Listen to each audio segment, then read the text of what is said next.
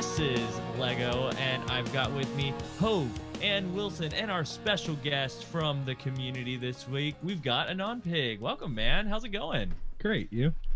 Oh, dude, I am doing fantastic, although I'm way behind on like everything going on in Destiny right now because I'm such low light level, still grinding out in the Crucible. But I feel like I was able to actually like make some progress, about 550 now. So, you know, I'm not just in comp only. I am joining others in other activities here and there. I played with Triton, who's not here to back me up, but we played yesterday. Yeah, did some odd that he's not here to back you up. I know. Yeah, how convenient. Sounds kind of made up. Sounds like, yeah. If Sounds my like best what they friend call a could back up false my alibi. Yeah. Dang it. Well, AnonPig, what's Destiny been like for you lately? Oh, by the way, we've had AnonPig on before. If you want to get to know who he is, we have a whole episode about him, but he is a lore. What number episode would that be, Lego? You think I remember? There's been 103 of these. I feel like that's like part of the research, like a podcast boss would do. What episode was it, Hove, for you? I have no idea. I'm not the podcast boss. Oh, yeah. But anyway, Anon is someone that we respect a lot for his information about the lore that he retains somehow that I don't know how. But also, I'm an admirer of his because of his straightforward tweets on Twitter. I know you're like the only one. You're like, there's dozens of us because there's not many. Yeah, no, it's just me. No, I really do. Like, I think it's hilarious. But so for those who don't know, he knows a lot about lore things. But how's Destiny been going for you, man? It's been going really good. I've been really going hard on the Chronicler title grind, and I think it was actually just like 2 days ago that I got a real slap in the face with learning one of the big pieces is locked behind the new dungeon. And oh, yeah. Without getting Wish Ender, I can't finish Maracena. Wow. Maracena? Yeah. And so the thing you're referring to, that's like the title. So, and I think some people may not realize this, but there are at the bottom of is it the collections tab?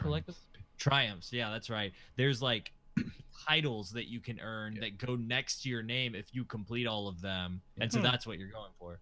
And I'm pretty sure each of them actually have someone should like double check it because it might not be every one of them, but at the very least most of them actually have a Bungie rewards thing. They're all coming soon. You don't know what they're gonna be. Nice. I'm kind of hoping they're a jacket, like because it's just like a gray jacket and they can just put the patch on. Like that's all it is, right? It's like the raid jacket's just a gray jacket with the raid patch, and every title will just be the same gray jacket with your patch. And I don't care if it's $150. I'm getting that jacket. Dope. Like, that's awesome. But absolutely, yeah. So you can hover over those like little emblems at the bottom, and it says like what you need to do to complete it. And in the case of the Chronicler title, you need to complete the 10 lore books, and currently, from my understanding, 9 of them are completable. The only one that isn't completable is Truth and Power, which is the raid lore book, and that is like hidden still. No one knows anything about how to actually get it. Some people read it, like I myself included. We read it when the API came out, but there was actually a bug in the API, and a lot of the lore that came out wasn't meant to. So it's kind of this thing that's like we know it, but out of like respect for the writers, we're not talking about it. We're not like saying, hey, what about this thing here? So like it's kind of this, we're waiting until everyone can know it like officially. So there's certain things that I can't really dive into because it's just like it's unfair to like to have that like head start, you know. You feel like a lot of the community who knows about that stuff, like everybody's kind of teamed up together to not reveal all that stuff. Generally everyone has, like, at least the circles that I run in, you know, we've all been like, oh well, like if we're like in a group of 4 people, we're like, I think it's like this, but like never like publicly, because we don't want to this like they work really hard on this stuff, and they intended it to come out at a certain time for us to get it when we were supposed to get it, and like we just want to respect that. Yeah. Dude, Nice. that's really cool that the community is doing that. The lore community, just in general, is like, you know, being cool with everyone else and not ruining stuff for them. That's really cool. So yeah, right now sounds like an exciting time for lore people though, with so much coming out. Hove, how's your week been? Really good. I just like right now found out that Twitch has a Chipotle chip emote. It's just a bag of chips. Oh, is And that what just that made is? your week? Yeah. It kind Is of that the highlight of your week? I mean, I'm very easily amused. I don't know if anybody's ever noticed that. Chipotle Fair chips. enough. Huh? How do you know those are Chipotle chips? That's like the title of it. It's like colon okay. Chipotle chip. Yeah, Chipotle chip. That's just what it's called. I kind of think that's what a bag of dicks would look like, just without chips. Bag of dicks. There we go. There it is. But it's been a pretty good week. A lot going on at work. Had some busy days, but I played a lot of Destiny this week. Today was the first time in a while that I just came straight home from work early and just played Destiny up until like the minute I had to jump off and start the podcast, which Yeah. ironically is probably the day that I shouldn't have, because, you know, everybody had technical difficulties today, and that's why we're starting a few minutes late, because sure. nothing wanted to work, because, you know, Yeah. that's how things Some things still happen. aren't working. Lego, we don't want to talk about your personal life right now. It's private. We'll talk about that afterwards. We'll put it in the bloopers. Thanks. Man. You're What a welcome. friend. I mean, that's what happens. It's a blooper. Okay. But no, it's been good. I'm still way behind as far as like, you know, power level for the raid and stuff. I think I got to like 532 today, which I'm happy with. Yeah, and now power level for a mini raid too, apparently. Right. Well, That's, That's what people are calling it. 546 minimum. God damn Yeah. it. But other than that, tomorrow I'm gonna. From what I've heard. We're having a bottle signing, so I'm gonna hang out with Dan Aykroyd tomorrow. I don't know how you feel about Oh. that.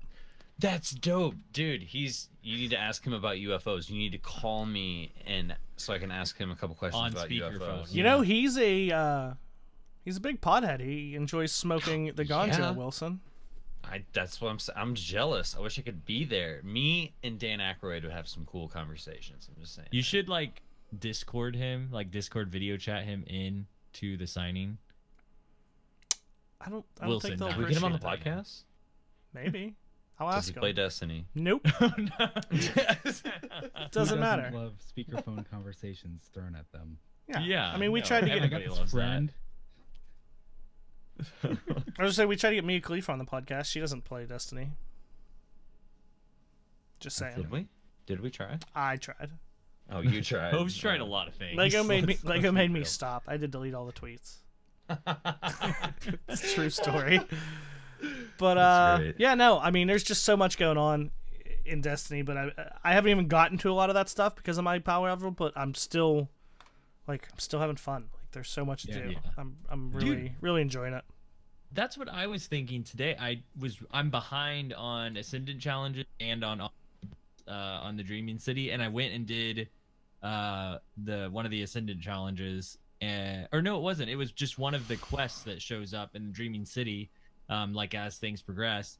And I was just soloing it, and as I was playing it, I was like, this is so much fun. Like, I'm having so much fun right now just playing PvE, and the way that I have these weapons to use, my new subclass abilities. It was just a lot of fun playing by myself, and a lot of times PvE activities feel kind of like monotonous to me, and it felt just lots of variety. And when it wasn't variety, it was just me slamming into people with the striker thing over and over again. It was still fun. So I do want to point out quickly that two things. One of them I already forget. So one thing, chat seems to want Mia Khalifa on the podcast. I'm just saying, like, oh, okay. You know she's watching. She saw Lego's Is- Baby Blues. Is chat Dewey again? Because that's what it was last time. No, chat is not Dewey. Okay. Chat is my not girlfriend Dewey. this time. That's great. So Wilson. I remember what the other thing was. Okay. Even though Triton's not here, we talk about this a lot. Triton and I are actually going to go get super burgers after the podcast today. no. Parkin. Eaton Eaton Park. Park. Not Eden Eden Park. Eden. Eat and Park. Me and Lego were discussing this. Eaton. before the podcast. N. Oh, eat. Oh, I'm Yeah, I don't know part. either, Wilson. Eaton. I'm as lost as you I are. was trying to enunciate so people could differentiate Eden from Eaton. Yeah, agreed. But it is that needs to be Eaton. made clear. Like you You really need- got to enunciate. I'm gonna enunciate your mouth. Also, in honor of Triton not being here, he's always talking about Moe's Southwest Grill, like the rap place. Bar from The Simpsons? Yeah, and I've never been there.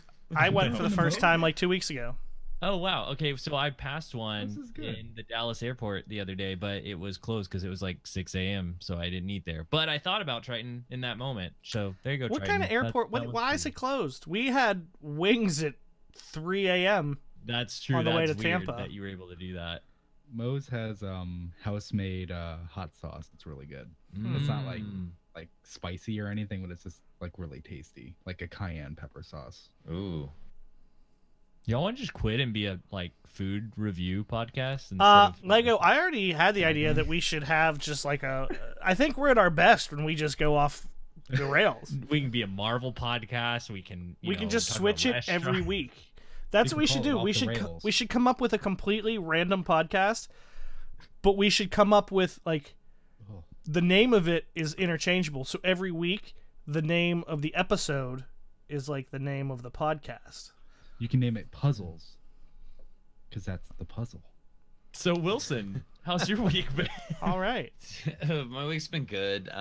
Me and Sam went up to Chicago, went to the Navy Pier, hung out, got up super early. So we got down there Oh, that's cool. super late Friday, woke up Wait. super early, Was this related to Pokemon Go at all?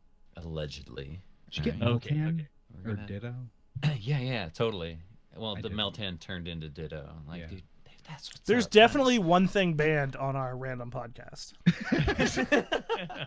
But anyway, went to the Navy Pier, had an awesome time. Mewtwo got released publicly, so we've been hitting a lot of those raids, doing that. Did some Nice. sightseeing. It was nice to actually go somewhere and not like have any plans. Like we just aimlessly walked around, kicked it. Oh, that's cool. Amazing weather. Threw out my back at work. That sucks. However, I've had a couple days off here for work, and I did a little bit of grinding. So I increased my light level the past couple days by like 20. So I'm at like 542. Yeah, just in the past couple days, just from kind of Wow. putting around. And then me, Hove, and Dewey did the Ascendant challenge today. And I was the Sort only of. one who made it to the. I was the only one who made it to the end. And there's that glitch that if someone dies and comes back in, that the chest despawns and all this weird Wait. shit. Was this So- the Ascendant Realm that you have to do all the you have to kill the knights in the Yeah. middle? Yeah. So Dude. we had an awesome plan. Like Hove would come in all Super Saiyan with the Warlock, shoot the beam, kill a Mhm. bunch of stuff. Dewey would throw down the what's the solar Well of Warlock? Radiance. Yeah, he'd pop that, and then I would just grab the sword and just Ginsu slice everything up. And we made it through. I made it to the end, and the chest was there. They came back in, and like a good friend, I waited, and then the chest despawned on their way. Yep. So all this Yep. caring and sharing has run its course. From here on out, it's go time. I'm It's opening every that man chest. for Let's go to your right. postmaster though. No, I didn't even open the chest. Like the chest just It completely just disappeared. despawns. Yeah. That's messed up because Yeah. like that's like 3 drops of Oh, like dude. high power gear. I Did you needed try? it. Do we need to get in, Wilson? Yeah, I went in and then I was abruptly taken out into the Crucible where Hove then took his rage out on this other team, and it was not pretty. There were I did have words- some really good games. There were words involved, and Oh. yeah, Wow. it was saucy. After you left, I Speaking had of- probably my best game. Of course, after I left. Well, Like I had the story. same I'm gonna thing. ask Dewey. Destiny Tracker, Guardian.gg. Dewey's gonna be like, he had a 1.25. Fuck him. Fuck you. Wilson, I had the exact same thing happen with the chest, except I grabbed the chest and did not wait for my friends. Were you given And- permission? Well, To they grab the didn't say chest. I couldn't. They didn't. I didn't know that it would disappear. And so I was playing with Triton and Mark Square, new Resolute member who Yo. makes some very crazy good art, and got to hang out with him for a little while, and ended up going into that place, making it to the end, but Triton fell on the way there, like on the last rocks that you have to jump across. And he was like, "Oh man, I have to you spawn outside the zone, and you have to jump back in the portal." Yep. And it spawned him way away from the portal, so he had to run over there. And I just opened the chest just out of oh, I'm gonna open this chest, and I'll wait for him here. And then he was like, "Oh, you opened the chest? It despawned." And I was like, "What?" Oh, no, it would have despawned anyway. Yeah, so you did the he right wouldn't thing. have made it. Yeah. But you should always just tip for you, a piece of advice: always get permission before you grab the chest this day and age. All right. Okay, thank you. Yeah. But what ended up happening was I just didn't have ignores the me. bounty to begin with, and because I didn't have the bounty to begin with, I had to do it over again. So we just did it again, and we all got it. So it worked out. But now that we've talked about our weeks a little bit, Anon, I want to know what you've been enjoying in Destiny. You said you've been trying to get all the collectible stuff. Is that your main thing, or have you been enjoying? No, that's I one guess of my that main kind of thing. that kind of requires you to play everything, though, doesn't it? So the Maracena is Ahamkara bones and corrupted eggs destroyed. Forsaken Prince is collecting drones. Ghost Stories is collecting dead ghosts. Gambit is getting specific Gambit triumphs, and those include the last 3 that I was missing are Malfeasance quest steps. The man they called Cade. After you get Ace of Spades, you have to open caches. So I spent 4 hours on Mercury with a Segura shell and a sniper, just opening caches on a loop just to knock that out. Most loyal is Tangled Shore Flashpoint, so I spent a week there grinding Heroic Adventures. Wow. Dreaming City sucks because it's do stuff in the Dreaming City, and I spent hours in the Dreaming City and I got none, and I'm just sick of it. I'm like, it doesn't exist. I'm also upset with the Dreaming City right now, but for different reasons. That's because you're a little. That's because you're a Every whiny time I little go there, bitch. I get screwed out on loot, man. 40 of those. What are those? Those dark shards or whatever. Yeah. What are those things? Yeah. Down the drain twice. How? Every time I get that offering, I don't get the offering. However, I will say there's one good thing. I did get my Spark of Light or whatever the your second subclass? Seed of Light. Yeah. I tried the Blade Barrage. We talked about it last time. It's a lot of fun. I enjoy it. It's really cool. So that's about the only good thing that's come from the Dreaming City for me. Every time I go there, so it was the Ascendant Challenge. It's my offerings are no good. Your money's no good here, sort of thing. And so I mean, I guess there were some adventures that were had. It's the memories. It's not the destination. It's the journey, so to speak. But it would have been nice to get some loot. Yeah. Everybody else got loot. If you're gonna run Way of 1,000 Cuts, you should run it with the Ophidia Spathe, because that gives you the 2 knife charges. And when your knife charge refills because of the burning buff that you get, it actually fills both of them. Run that with Gambler's Dodge. And if you can get a pair of boots, I got them on the Reverie Dawn boots with a perk called Distribution. Every time you dodge, your super gets a little chunk, your melee gets a chunk, and your grenade gets a chunk. So you're just getting super grenades, melees all day with powerful enemies. Like in Gambit, I just roll around the boss throwing knives. I don't even really shoot cool, anymore. If my RNG would allow me to. So I've had really bad luck with exotics. Let's see, I got Lord of Wolves, and I got the Hunter gloves that let you draw your bow quicker and keep it drawn. Yeah, keep it drawn Shurido's arms. Thank you. Yes, because I bet you really like that one though, right, Wilson? I do, because it kind of allows me to play like a dirty Hanzo main, where I can just kind of hold my bow and just clap people right in the face. It feels really good. And I put Icarus on my bow. Oh my god, it feels amazing. I'm still on that bow hand cannon thing. However, I've had to use a pulse rifle lately because I'm trying to get that Redrix's big swinging you-know-what done. So, dude, I'm telling you, man, you should just go for the hand cannon quest instead. Yeah. Like that one, I feel like the hand cannon's gonna pay off more than Redrix. I don't know, Redrix is really good in PvE too. PvE, that's what I was gonna say. It's really good in PvE because you just shoot a trash mob, and then start going for the boss. That is really good. I'm having really bad really hard time focusing on one particular task right now. There's so much. There's so much. There is, and I'm like really bad ADD, like kid in a candy store. Like, you know, I want my hand in this cookie jar for a little bit, now I want some of this, and like I've gotten some stuff done, but like I don't have that sense of accomplishment that I normally do. Like normally I would have, like I sit down and meticulously plan out my route, and this is the first time that I've just kind of got into it as like casual, and I've been enjoying it. But like I need to buckle down. It's time to like pick a task, sit down and get it done. Well, let me ask y'all a question for all of y'all. Do you like that? Like, do you like the fact that there's so much to do? Like, is it too much, or? I think the biggest thing is you need to learn to change your mindset. It's the same thing like I tell people at work. I had this one guy who worked for me. Great worker, but like he'd come in and like he wouldn't be able to get done what he wanted to get done because, you know, something would happen, something would come up, and he'd go leaving, like he'd leave for the day like pissed at himself that like he didn't get done as much as he wanted to. You know what I mean? Oh God, I didn't get this, blah blah blah.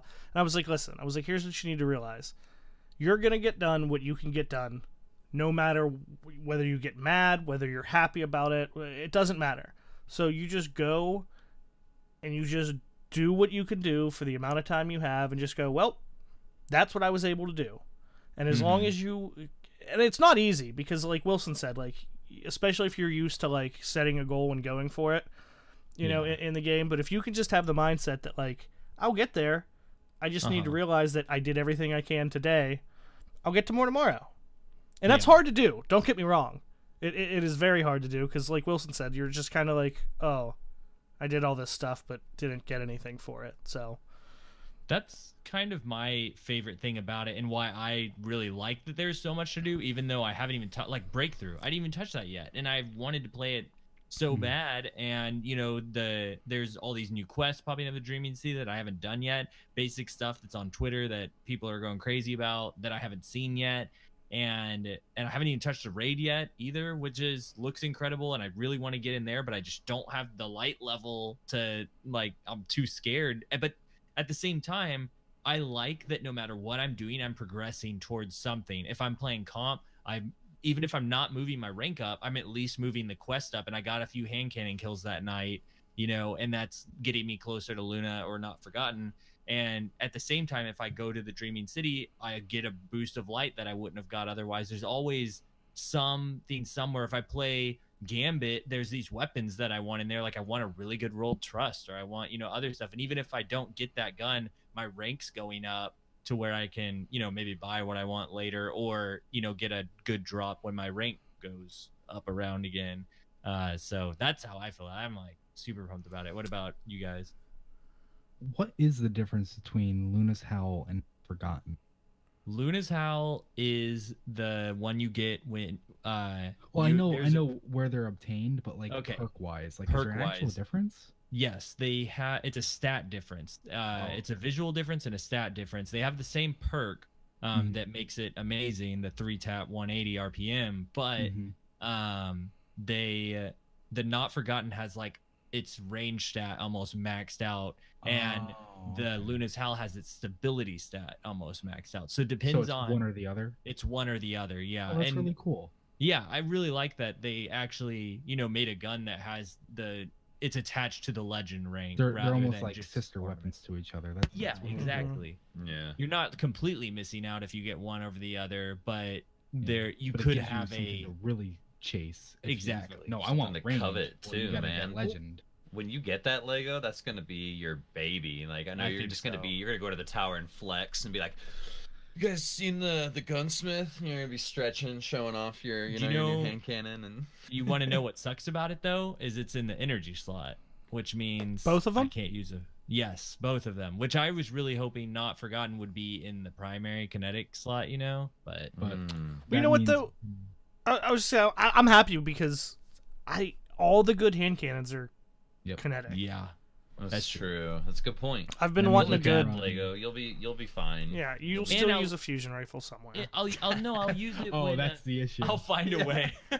That's the issue. It's really putting a damper on my fusion swag right now. That's what he's really going for. A good energy hand cannon means you can the Wishender bow with the Oathkeeper arms and then a good energy hand cannon. I love Or I could use Silicon Aroma and a hand cannon that's really good, which would be awesome. It's a I like sniper. Silicon Aroma. Sniper. It's so good. I haven't gotten back into sniping. That thing is nasty. Before we move off of that, I do want to, because we mentioned that the guns existed before, but we never really kind of touched on that whole thing. I do want to say that I like the way they're doing that, especially after, even though I wasn't too upset, I would say some people would call the Redrix thing a debacle, right? Like the way they went about that. I like it because now you have this quest obtained gun that's just about grinding, right? Yeah. And then you have a very similar but even higher, like damn near, it's even harder to get to, right, than Redrix's was the first time. Yeah, if you don't have a good team, it's gonna be really tough to get a Not Forgotten. Like I feel like it's very possible to get a Luna's solo comping. Like after having played it for a while, I feel like that's very possible. Difficult probably, but it's more that, like you said, Hove, a grind. Right. And they're yeah. close enough, like they're different enough that you still want to get the Not Forgotten and say that you did it, but they're close enough that it doesn't completely invalidate the other. Yeah, like I like the way they're doing it. Me too. Because you know, I've always been one for, hey, doesn't mean everyone can have it, you know, with whatever it may be. But I also do see the other side of that. So it's nice to kind of have a middle ground there, I think. And I like that they have it both ways. Like there's stuff that is super rare and hard to get in the raid, like the new exotic fusion beam that you can get. Did you the see raid. MTash's clip? Yeah. Holy I saw MTash's shit. clip. I saw not gigs. Tier 1. The guys that dang it, I can't remember now. Redeem? Mm, It was one of the Redeem guys, I think, posted a video of melting strike bosses with it. Yeah. Dude, oh my god. But like Tash is as he flew through the air in the man cannon and shot it and killed like 15 people. Yes, yeah, it's amazing. It was incredible. What map has a man cannon? Uh, Or Gambit. no, Legion's it wasn't Gulch. Gambit. It was just regular Crucible. Oh yeah. Oh, Legion's Gulch, does. yeah. Yeah. I've done that with Blade Barrage. Like for whatever reason, the entire Oh, team was yeah. just like stacked up in the center little area there, and I was like, okay, Blade Barrage, and I'm out. Dude, the new supers are just, I know we talk about it every podcast where like, oh, these subclass in this new super, but seriously, they're all really good. Like I was in awe again of the Arc Strider one that dodges, that can block stuff, because that is really good, and I just run away whenever they have that. And Nova Warp is crazy good. Like I can't believe how, and so is the one that Wilson just unlocked, Blade Barrage. Like all of them, they're all just so fun.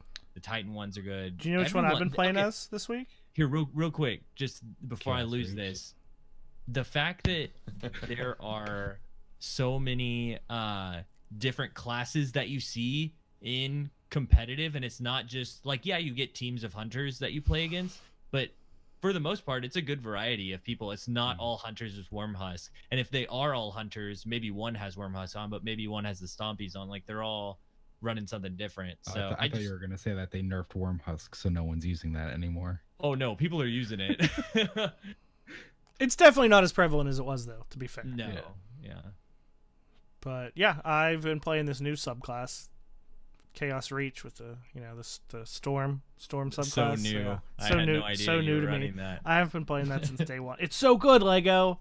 You need to try Nova Warp. You Oh, need to try Nova Warp. I do. You're right. When I start playing on a Warlock, I'm gonna try it. I got my another Seed of Light, and I like applied it to the solar one, and I haven't even. You did not. Yeah. Yeah, the solar one's actually really good PvE. Well, yeah, that's why I was like, well, maybe if I'm gonna be low light going into these things, I should be useful somehow. Yeah, But I still haven't even touched it, so. you will be useful with that. That's true. Oh, No matter what. I am level useful. you are. Thanks, Lego. That means a lot. You're welcome. I mean, it's not 'Cause like it- you'll finally be useful. Is what I think. You meant to say. I wonder if they were trying to hint at Well of Radiance back with Curse of Osiris, where that like opening cutscene, he slams his sword down, and everyone freaked out. They're like, "What sword is that? What is he using?" And now, I'm pretty sure it's the same sword, right? That's interesting. I didn't think about that. I think you're right. It's I'm gonna like, have to go back and rewatch that now. Yeah. Like, wait. I'm pretty sure it's the same sword. I never got a good look at both swords because I'm never in teams with warlocks. But so. Clearly, you don't play with Hove. Did you see? But I'm just newly a warlock. He said he was gonna carry me through EP, but I had to find someone else. Oh, I think you were supposed to let me know at night, and then it never happened. That definitely sounds like something a warlock would say. Yes, absolutely. Shady. Who are you? No honor. I can't No even honor. see you. You have no camera. Did you see Destiny was on Jeopardy? Yes. No. That's I did blowing not up like on that it was Twitter. $1,000 question. Joust should have been the $1,000 question. I That makes no agree. sense. Yeah, I was like, what? Like, that's a low ball answer. Like I'm sure I don't care if they didn't get it. Joust is like the actual difficult answer. That should be the $1,000 one. Uh-huh. I'm It's with a you. stork and an ostrich, right? I actually don't know. I That's don't why I know. was like, I don't why know is what this we're a talking longer about. Question? When you say joust, I still picture the OG American Gladiators from when I was like 8. I Remember was they used to thinking, like, joust? Like Joust, the NES game. Yeah. Okay. All right. Oh, That's they good said though. American Gladiators reference, Hope. That show was the shit. That was they tried to bring it back a few years ago and it wasn't as good, but the old school I one know. was I know. amazing. With like Gemini, Nitro, Yes! and Ice, and Do you remember was- what was the best event? Do you know the best event? Oh, the Ultimator. What was it? Wasn't it called the Ultimator? I don't know. It was the one where they had to like run through the obstacle course, not getting shot, and then take their Yeah, shot. no. And yeah, That's So not can what we I'm. do- That's not what I'm calling. But yeah, the one where they shoot the tennis balls at him was dope. yeah. So can we take that idea and make a new Titan Bowl, but make it like American Gladiator Destiny themed? If we can get freaking Somehow. Scorch Cannons, dude, We could have in done private it. matches, Yeah. That's it. We're getting somewhere. I think you we just have to edit this part out so people don't steal her idea. I'm watching you. What idea? So Anon, we got you here. We definitely want to talk some lore with you because Of we course. don't know what is happening. Can we in mention Destiny one more right thing first? I mean, we could. Is if it you that you're want. frozen? He said your camera. Oh no, it's ruined. Crossplay for PS4 coming to Oh, Fortnite, yeah, and they that said is a big deal. they said like, yeah, it could just be business speak, but they were saying like we'll evaluate how this affects other games moving forward, yada yada yada. Mhm. Just I saying. think some people are jumping the gun a little bit too fast Oh, with like, absolutely. it's coming to Destiny. I was like, no, there's a long. I feel like within Destiny, It wouldn't code, happen till there's Destiny probably- 3 Yeah. because I'm assuming but- Destiny would have to have something, especially because of like PS4 exclusive and that kind of stuff. There'd Yeah. have to be something done on Bungie's side too, right? I'm assuming. So Yeah, how I is would- that gonna work? a Like lot. a Hawkmoon situation where like there's no Xbox Hawkmoon in players Destiny 2, Wilson. You know what I mean? There I'm, is. I'm- You just have to believe. That's thank you. God, man, would you like to be one of the new hosts? I'd love to. Oh yeah, because Awesome. Wilson's Great. leaving. Go Actually, ahead and go to Eden Park then, Hove. actually, Bye. actually, Mana and Triton are both leaving. So just kidding. But yeah, no, that's really cool. I'm down for that. I mean, I do think it's a step in the right direction because even as recently as a couple months ago, they said like they gave some bullshit answer about how we feel the best experiences on PlayStation and we don't want to dilute that. Oh, like, fuck right. off. Yeah, that was kind of a lame answer. I do mean- think that it is good that the community is pushing as hard as they are and being as vocal as they are about it because people see that. Like, people see that we want that, you know, and I think the more loud like people are about it, the more that Sony and Bungie will listen. I'd be totally happy with cross save at this point. Yeah. Yeah, me too. I'd get it on PC day one if cross Absolutely. save came. I'd just be like, oh well, I need it. I have it on both, and I just don't like. Oh, shit. Even when there are people on PC that are like, "Hey, we're doing this. I want to play." I haven't played enough to keep up Yeah. Yeah. because I don't want to go play it by myself. Especially in Forsaken. Yeah. So I mean, that would be absolutely game changing for me. And I think what Anon said is the like defining reason why they should do it, why Bungie and maybe not Sony should push for it, but Bungie should definitely lean into that, because if they allow it for one game, Bungie should, you know, push to do it, because they'll sell more copies of the game. Like more people will buy it on PC and on PlayStation and on Xbox too. So Xbox 2. Yeah, 2. I don't think they're gonna do 2. They're gonna do something crazy like it's Alpha. gonna be stupid. Yeah, we didn't get Battlefield 2, so I don't think we're gonna. I would love Xbox it to be -1 cross-play. That's kind of like an out there wish, but just to like be such an elitist, like I'm only gonna play with hunters on PlayStation 4, while everyone else can just be like, you know, doing their own thing. That'd be so nice. You're gonna see that must be on PC in the LFGs now. It would be, yeah. That's true. People would actually get pretty elitist with like crap like that. Actually, it's kind of funny that you mentioned that, because just like as we were starting the podcast, I got a notification on the Resolute Discord, our PS4 LFG, and it was Wendler, of course, saying anyone trying to get the dungeon done before reset, prefer 560 plus. Like, you know how everyone I was like, Gallahorn. That's exactly what I said. I said must have Gallahorn. Like, fuck must you, have Wenny. Blade Barrage, Gallahorn. Isn't that kind of fair though? Like the opening of it is 570. Like, he's not being outrageous. No, it's just funny, and it's Wenny, so you know. Yeah. Oh, okay. But like, I don't know. It's just one of those things, especially in a Discord with like your friends. Yeah. Like you can just say, "Hey, who wants to play?" and like, we'll realize that we're too low light. Like you don't have to tell us we're excluded. Ashton. Depends on your friends. Well, that's fair. Yeah. Some friends, I'm 520. Can I come? No. That's what somebody on the day one of the raid, I forget who it was in the Discord, was like, maybe we can get Wilson to join us. And I was like, I'm like 5'10". Like, I'm gonna sit this one out. I've definitely put that up in front of a chat, like as soon as I join. Actually, this is my light level. I'll see you guys later. That's gonna be my new Discord name. It's just my light level. No, your name is always gonna be Sweet Dick Willie forever. You're gonna have to update that a lot. It's true, man. I mean, at this rate, yeah. I mean, the past couple days, yeah, but oh yeah, that's true. I'll update it every 12 hours, like once a week. Nope, yeah. Every time your light changes. Oh, even if you just switch the armor. Mm-hmm. yeah. Every time you change your armor. He must be in the Crucible now. He's 450. Yeah. Yep. That's what's up. Well, Anon, we got you here. Can I talk about one more thing?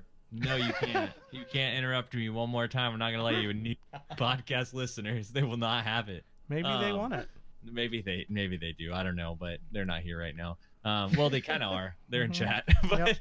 Well, the podcast listeners aren't, because that's like right. Chat is. Yeah, like come on. You know. Okay, I'm done. I'm so sorry. I'm so sorry. Listen, I managed to do it. Even by him telling me no, I couldn't interrupt. I still managed to do it. You still did. I just want you to know that. Is that what it's all about? What? Okay, now I'm interrupting. Go ahead. No, normally, like the cross save thing. Like I really wanted to talk about that. Normally, I really have something to say, but like Lego tries to limit.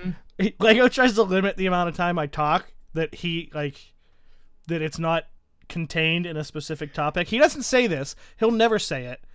But he knows what'll happen if he lets me roam free. I'm like a wild buffalo.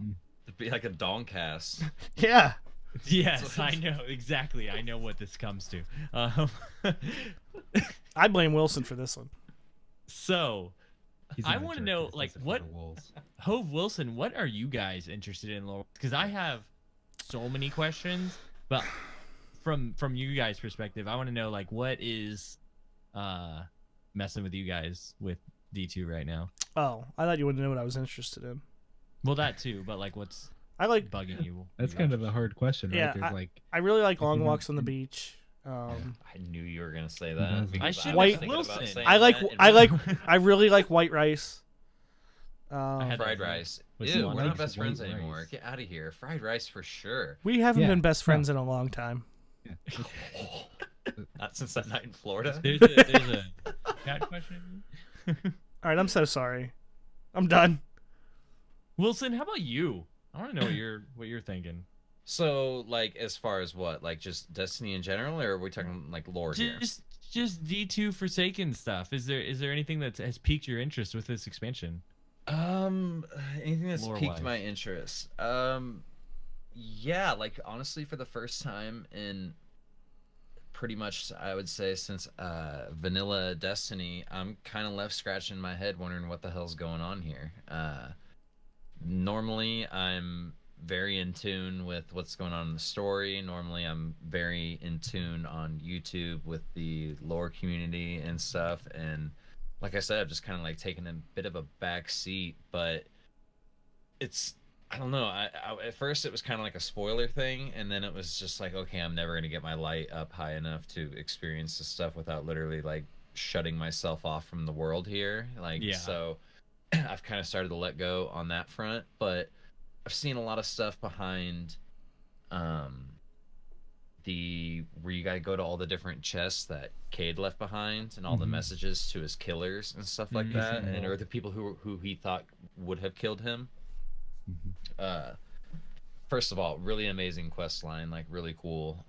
Yeah. But I hear there's a little bit more to that than what could potentially meet the eye, so that's kind of piqued my interest. I have no clue what's going on with the raid. Zero. Like, I understand some of the bosses, but like the final encounter of the raid, like I have no clue what's going on with that. So it's been kind of nice for once, like not being like, oh, okay, I'm gonna go back and read or listen to the audio grimoire of Last Word and Thorn, which like I could practically recite, now because I've listened to it so many times. So it's good to have like some new lore, some new branching thought processes, you know what I mean, as to what's going on with the game. So it's extremely overwhelming. You asked me what I'm interested in right now, and it's a cheesy answer, but everything. That whole thing, like, would you like to know more? Like, yeah, absolutely, man. So the thing that you might be talking about in the Cade mission, the more than meets the eye, is his will to Petra, where he says, "Oh yeah, if you see Paladin Orin, let him know," and he just like rambles on like random words. Paladin Orin is actually a really interesting character. The first time we saw him named was in the Curse of Osiris on the Telesto lore, which sure Lego loves. And it says message in the center of it. It says messages contingency reserves overdrawn. We underestimated nobility troth reparations. Aldrin suggests that we open reintegration talks. Have you discussed endowment support? If Reef endorses support, Paladin Orin will engineer reinforcement. It was actually in the middle of Warmind when the writer Seth Dickinson was like, there's a hidden thing in the lore, right? Like somewhere. And we're all just like, what? Like, where is this hidden thing? And we're trying to figure it out. Oh, I think I saw this. I want to say it was Green Eyed Music from the Focused Fire podcast who figured it out. In the first line, the first letter of every word spells something. So that code says crow, untrustworthy, the DES desires, and then the second line desires power. So it's like this encoded message where you use the first letter of every word. And then the second time we found Paladin Orin actually being referenced was in one of the web lores that came before Forsaken. And in that one, it said, because I don't have that one in front of me, it said distress call from Illin, Fickrol alive, and Fickrol being the fanatic. Cade 6 was sent out to kill Fickrol, and he shot him through the chest with a golden gun. Like, the dude was dead. How was he still alive? He was a D1 Hammer Titan. That's how. Yeah. He was lying there dead and dying. But so then the next one, it comes from the Prodigal Bond Mark Cloak, whichever. It's from Paladin Orin. Use less data. Root electron notices forward over Uranus Neptune divide. Paladin Helenfen, which says if it's Mm.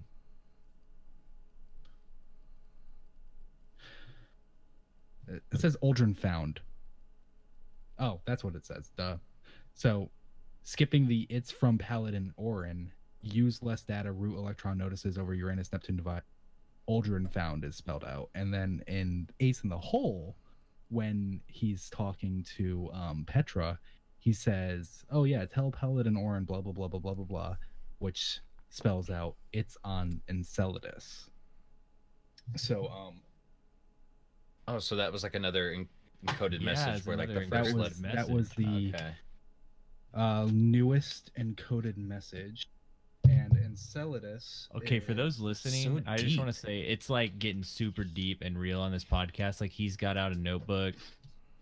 So Let his- Enceladus is this is like visual learning. It's better this way. If you have the Cade's journal, you can look inside. There's the postcard that he has that comes with it. Enceladus is an icy moon of Saturn, and within Cade's journal, he talks about think someplace colder near, or think about Saturn someplace colder. So it's like saying general proximity Saturn, someplace colder. Enceladus is the icy moon of Saturn, and we get this a clearly icy moon of Saturn. Yeah. The big speculation there is that he's talking about the Deepstone Crypt, which also had a will saying if you people from the Deepstone Crypt are the ones that did me in, etc., etc., you haven't heard the last of. I'll do that later. You haven't heard the last of me, because also I know about the long, slow whisper, and Sounds that's hot. like.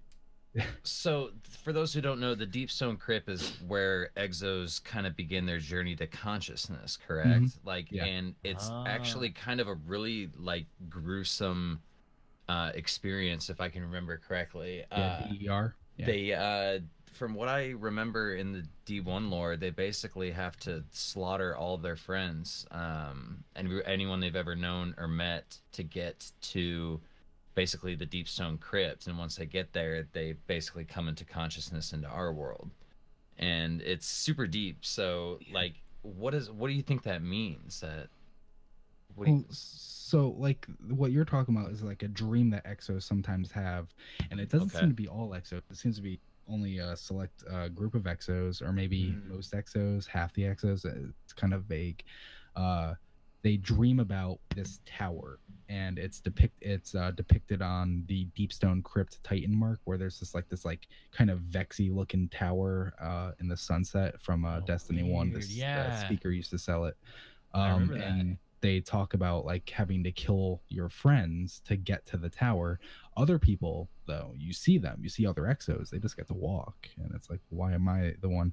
And it's kind of building upon this idea that the exos were built as war machines because they were built for a war, and we've finally been slowly getting more and more hints that the collapse was not an instantaneous event, that something happened where there was an extended period of time of a war. And from the opening cutscenes, I think it was, of Destiny's Vanilla, maybe not the opening, maybe it was like the closing or something, where it's all black and white. We like, no, it wasn't black. Was it? I don't know. You like dive under the water, and there's like dead statues of people like clawing up at you, and then you come out of the water, and you're seeing the pyramid ships and the skybox. D2, yeah, for Destiny 2. Yep. So it's been kind of like, it's this throwback from this super old concept art. Pyramid ships were seen as the fifth enemy race, and that was kind of like the term they were called. So it was like, this fifth race is the true race of the darkness, and they came during the collapse. We fought them. The Traveler ultimately pushed them back. And so some people like myself believe like that's kind of what causes the exos to be that way, because not all exos fought, but the ones who did fight, they're kind of like fragmented in the head. They have like PTSD, where instead of fighting this race, they're fighting their friends. Weird. Do you think that has anything to do, and I may send us out on another rabbit trail here, but do you think that has anything to do with the gunsmith's like mind being messed up at all?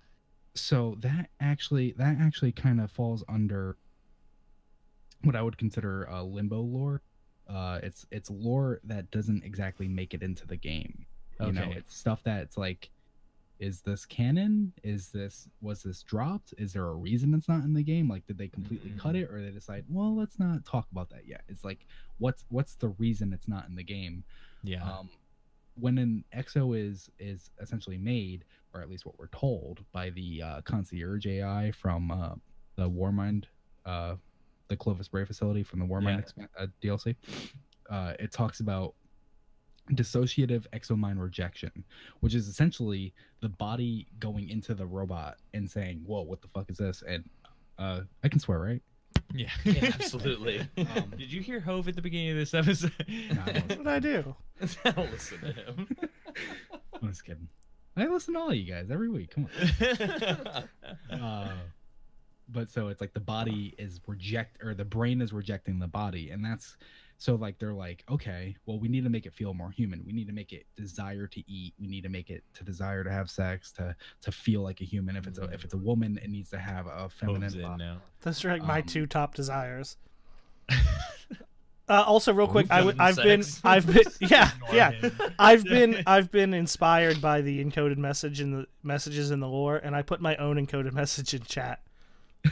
Oh, yeah, I deciphered it as Wilson, please touch my butt. It's been decoded. Is this going to be your new ad-lib game? Yeah, maybe. This is going to be his new form of communication. What's funny is he's not kidding. I think that really is what it says. Yeah, it is. Yeah. Yeah, that's why I laughed so hard. Muffin Yeti bully under teeth trampoline. I just picked random words. There was no like I didn't go as far as Bungie like making still coherent sentences where the first letters. I just put so the message in chat for anyone who's not here says Wookie Icicle Leroy Stoop Oryx Nightingale Poop Larry Eraser Animal Seahorse Earth Tongue Onion Uranus Carrot House Muffin Yeti Bully, wait a minute. Under Teeth Trampoline. You should not put Tongue, Onion, Uranus next to each other ever again. This sounds like one of our Mad Libs. Let's be real. Like, is that where you pulled this from? No, that's why I was quiet and looking down for so long, because it took me kind of a long time to type that on my phone. I feel like you did that pretty quick. Yeah, we got to peek into Hope's mind right there. Into his You're like heart. a savant. We got to peek into the What does it say that the very first thing I came up with was Wookie? A lot. It says that a lot. You like Star Trek. But yeah. I want like. All right, I totally derailed the conversation. So yes. You were talking about the degenerative mind, and is that exomind rejection? Yeah. So is that like, that's why exos have a number, because they reboot them to keep that, to delay that process, or basically restart. Yeah, essentially the mind gets rejected, and they're like, all right, well, let's reboot them. We'll do it again, and then it gets rejected. Oh, okay, we'll do it again, and so on, and then mementos. Yeah. Well, that's good to know, because I feel like a lot of people think of Cade 6 as like, well, Cade's died 5 times, so he's Cade 6, but it kind of like dying, but it's not like he's lived 5 full lives. Well, so that's actually another thing. Oh, that's different. Okay. Yeah. Essentially, Cade writes in a journal to his son Ace, and he keeps doing it. Mylan Games, Matt, he had a video kind of on this subject where he's proposing the idea that Ace is actually not real. I heard about that. Ace is just like a touchstone to keep Cade. That like anytime he can get rebooted, he doesn't know if he's going to be the same type of person. He could be an asshole, like, well, an actual asshole, not the roguish asshole that he already is. Oh, not a physical asshole. Okay. I don't think anyone thought he meant physical asshole. No, I don't think so either. That's a peek into your mind. Yeah, just another encoded message. What is No. this? Yes. But so one of the, let me try to find it. One of the Limbo lores is actually a memento from the wild. With Destiny 2, we had 4 planets that we can go to, and every time it was a flashpoint, Cade would send us after his caches, and within one of those caches, you would get a memento from the wild. And so there were 4 of those. 3 of those were good. One of those was really dumb, just saying like, "Ikora, you're so smart," or some shit like that. Okay. But then, got it. Then they added like 10 more to the API that never made it into the game. And we were really hoping that they would like kind of just let them be random so you can like collect them all. But this one never made it into the game. It's kind of hard to say what they were trying, what the reason is that it never made it into the game. But this has been fun, I guess. But it will all be gone tomorrow. I have been what they call compromised, which is funny because I feel fine. Could use a few upgrades, but what EXO couldn't. But compromise means they're going inside my brain to wipe it from my memory. Met an interesting fellow EXO who leaves letters like these in caches, so whatever she gets saddled with next, she might come across one and take a trip down lost memory lane. Ace, know that when I find you, I will never let them find me. So when I started reading these, I was like, holy fuck, like Clovis Bray is not a good guy. I never liked Clovis Bray, so it felt so good to see these and be like, yeah, get that fucking spotlight shown on you because you are a creep. And it kind of felt like Clovis Bray is this business mogul who's like, I kind of don't want to pay people for work. How do I do that? You can't just enslave people. But if you hold an impressive debt over people and say, hey, I'll get rid of that debt if you join the ExoMine project. And then you become the mafia. property. He's a mob boss, basically. Like, do a favor for you and you're in debt to him forever, like. And so is it like Cade, they kind of reference that in Taken King with the cards where he was like, spades were for Hake or something like that, and he's like, in hearts, clubs were Haka, spades were Crux Lamar, and hearts were for or something.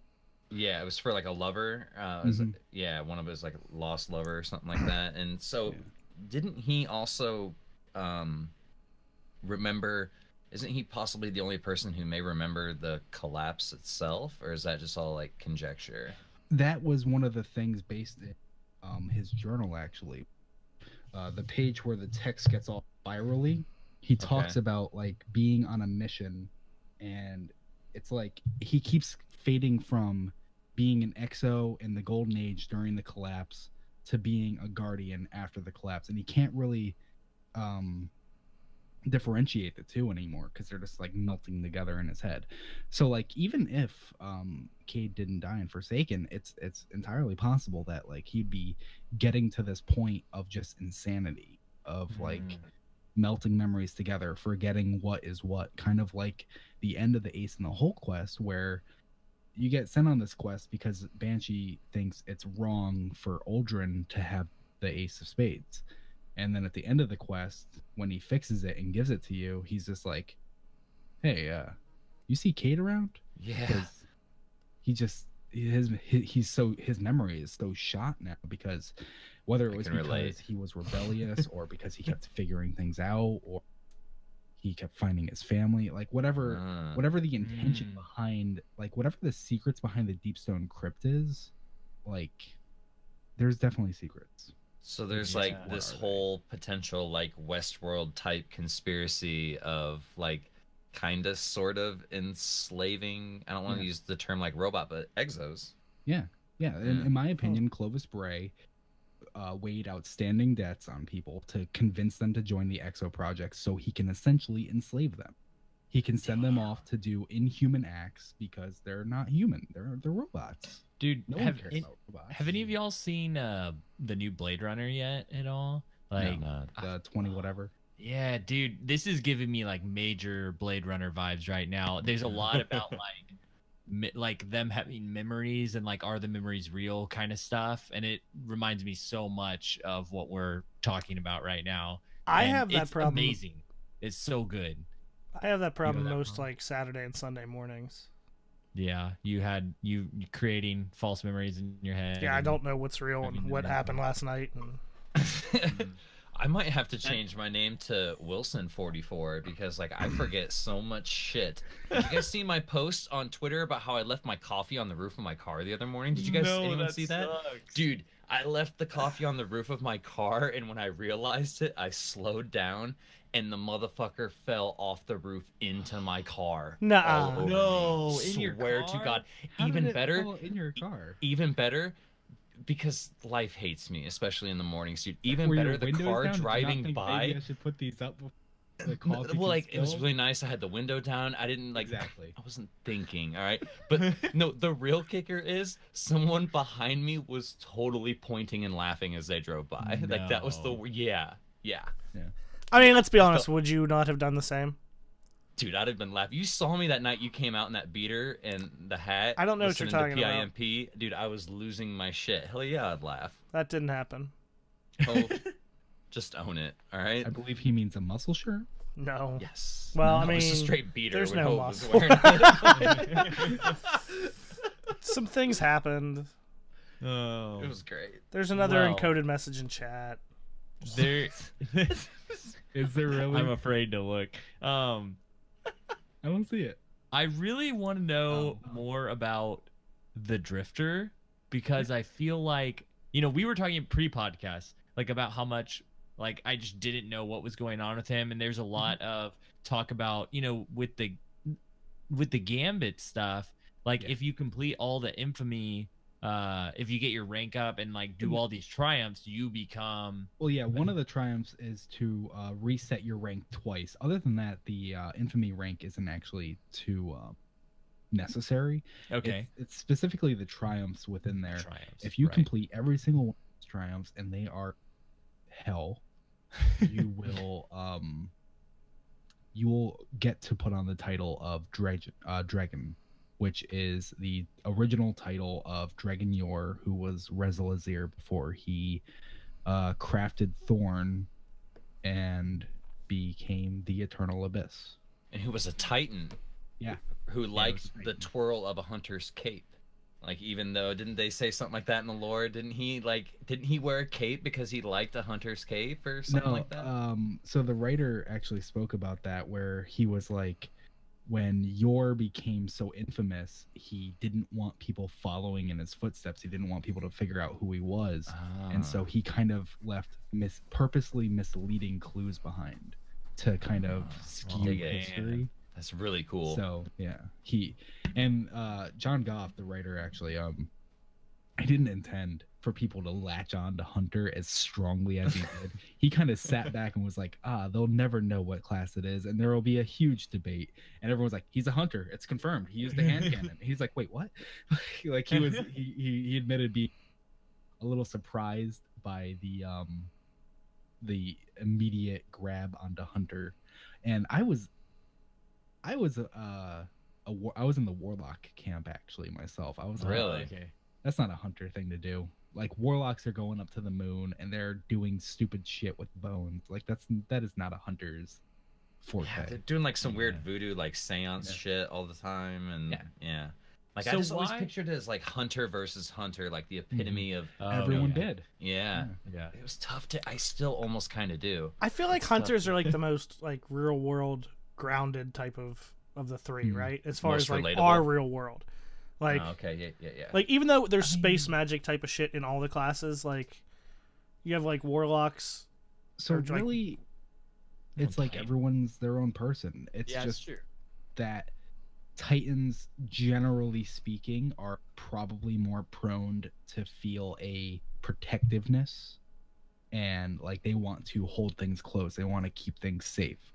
And Warlocks are more prone to like an inquisitiveness, and Hunters are more prone to just like, being super cool, like the coolest. This sounds like the Pokemon professors right now in the way that they live, right? Yeah, No? the Pokemon Go. Yeah. Like, yeah, you Professor Willow and Professor Oak. Exactly. Yeah. It was dope, right, Sorry. Hove? God, he loves it. I'm speechless. His favorite part of the podcast. Okay. With the Dredgen stuff though, with Gambit, like why is that attached specifically to Gambit? Like why does that title come with those triumphs? Is there a reason for that that's like attached to the Drifter or something? There's probably a couple reasons. For one, Gambit is in the city. We don't know who he is. He's called because each of the Gambits, a Drifter's Gambit lore book, they're a Renegade's observations of a Drifter. We don't know who the Drifter is. Technically, we don't know who the Renegade is, but it's really being built up that the Renegade is Shin Malphur. Because the last word, yours not mine, Renegade Shin Malphur to Dragon Yor at Dwindler's Ridge. It's possible it's not Shin though. It could be anyone. It's such an obscure title. It's just that in this sense, or in this specific case, only so far Shin has been titled Renegade. Excuse me. And so Shin kind of plays liaison, I guess, for the Drifter, saying like, let the Gambit come in. That's going to attract the Shadows of Yore. That's going to attract other people who might not be a shadow yet, but would become one, and I'm going to take them out. And if the Drifter ever goes too far, I'll take the Drifter out. Like he's essentially saying it's like it's a win-win situation where either we can take out this pestilence from spreading, or we can just take out the Drifter and cut our losses. Okay, wait. I'm lost on one part already. What is a shadow? Of Yore. Of Yore. Okay. All right. Okay. So the Shadows of Yore were people, they first appeared, I believe, in the Taken King. I was just going to ask about that. The not Orin, Orsa. Wasn't the one where like the grimoire where Shax was talking about like he's like the opposing team came out like they were all dressed. They were different this time. Yeah, they were all dressed in black. They seemed to move with purpose, as one swift, team, and that they were just fighting really dirty and decked out in dark gear and set to intimidate. I took it as an attempt at psychological warfare, up the creep factor in a creepy place, but it was more than that. They had changed. This is at the point where the two people who are Shadows of Yore, Zir Orsa and Tebben Gray, who became Dredgen Vale and Dredgen Bane, respectively. They essentially have recreated Thorn, and are being influenced by its Dark Hive Arcana's influence. And so them, along with what is being kind of like hinted at through the Drifter's Gambit lore book, 4 others, including one by the name of Callum, who's no longer alive, became the Shadows of Yore. So it actually might have been a full team of Shadows of Yore, and Callum was in there. It's just that at that point, there was no name for the other members yet. Right, and they're basically just people who want to follow in Dredgen Yore's footsteps. Yeah. Exactly. Yeah, basically they saw him as true power, and they want true power. Yeah. If we ever meet them, are we going to be as disappointed in them as we were in Brother Vance? Probably not. I wouldn't. That's pretty bad. That's a rhetorical question, because nobody is as disappointing as Brother Vance. I completely agree. And my parents have been pretty disappointed in me, though. In my Anon still agrees. No. to kind of like actually give you a bit of a perspective on that. So the Renegade is getting close with the Drifter. They're talking and stuff, and the Drifter kind of wants to dodge a question. Easy Manner asked if I. He couldn't tell if I was he couldn't tell I was satisfied, but I knew he was lying. The chunk was other for sure, talking about the object that the derelict, the Drifter ship, is pulling. Okay. And Ghost said its readings were off the charts but abstract, unlike anything anyone had encountered. Can't say that made me comfortable, but then the Drifter, with his easy manner and eager charm, asked me if I'd ever met a man in black named Callum. So Callum was one of the Shadows of Yore. And then in the next piece of the book, the renegade goes to a place for 2 weeks waiting out that he refers to as where he's essentially saying, like, is the Drifter a shadow and I'm just unaware of it? Is he someone who's associated with the shadows but he's not a shadow? Is he completely counter to the shadows? Is he just his own thing? And wherever the renegade is, he refers to the place as a living hell.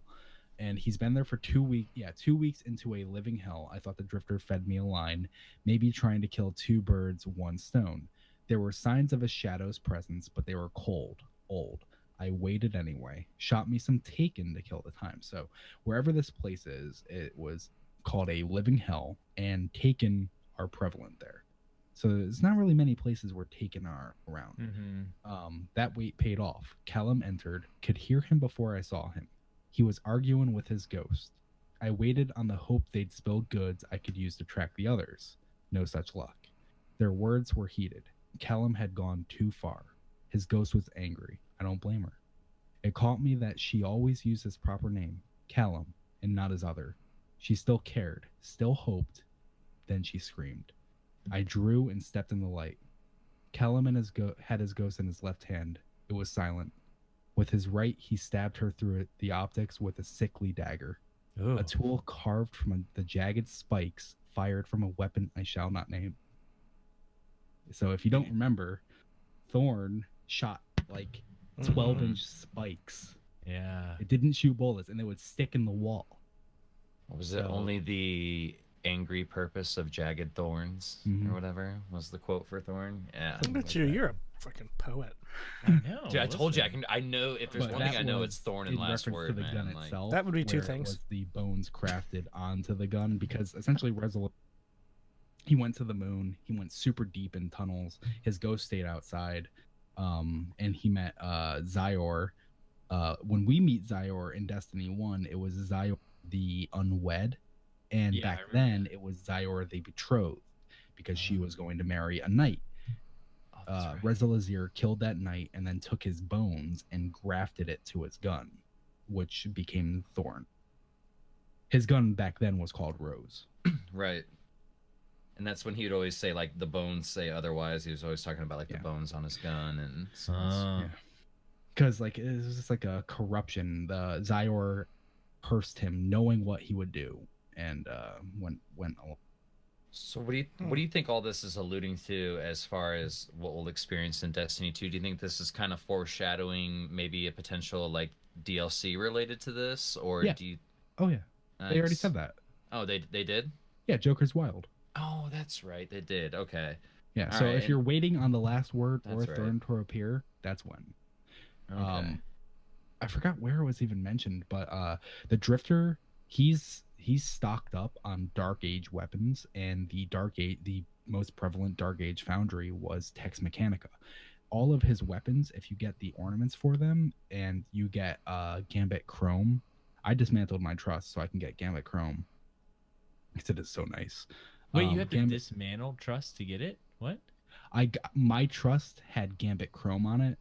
The Oh, shader. the shader. I the gotcha. shader. And I was like, oh, gone. I need to look through it now to Need see the if I fashion have game. that. Yeah. And so a Gambit weapon with its proper ornament, or with its ornament, and Gambit Chrome is near identical to the Tex Mechanica grenade launcher Prospector with its ornament. Oh, cool. Whatever the hell it was. It's like really white ornate and chrome. And Yeah. it's got the filigree and shit. So essentially it's been like alluded to that the Drifter is using like Tex Mechanica weapons, like old Dark Age Tex Mechanica weapons. And so if there's ever going to be a time for Thorn, which I don't think Thorn will come back, but the last word and possibly the first curse to come back, its best bet would be Joker's Wild. That's awesome. Totally, not random, but talking about the last word.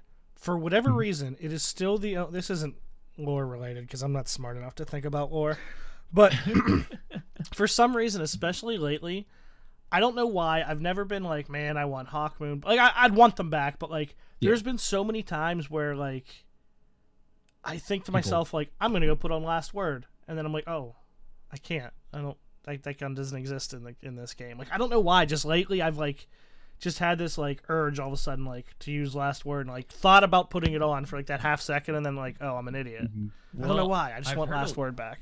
I've heard a lot of people say that Luna's Howl is like as close as you can get to being the last, as far as feel and like weapon wise, and how fast you can kill with it. I mean, what Aztec Cross was calling it. Can't fanfire it, but it was the baby last word. Yeah, exactly. It was data mined that Trust could actually run or roll with full auto. I don't know if that was just like some. I think I saw that mine. too. Yeah. But Trust with full auto, that would be a last word. What if you like reset your infamy like 5 times and that's give what you you that? get? Oh man, that'd be awesome. That'd be really cool. I know it's getting late in the podcast and we still have a lot of the TWAB to go through, but I know that we didn't really talk much about everything with Riven and with the Queen, everything that's going on at the Dreaming City, and so a lot of that is contained within the story that we're getting kind of as we're playing it. A lot of that we've been talking about tonight is kind of under the text in the in between the lines kind of stuff. So is there anything with the Queen, with Riven, that you think falls in that category of in between the lines? Like maybe you don't see outright, but it's kind of like, oh, this stuff is kind of cool that you've found when you've been reading through your lore stuff? So it's kind of hard to talk about. Things that I just found are cool, just Ahamkara in general. For years, I've been shouting like a lunatic that Ahamkara are shapeshifters, and we are. Riven is a shapeshifter. Ahamkara are shapeshifters. They're much more devious than people really give them credit for. One of the earliest interactions with Ahamkara lore was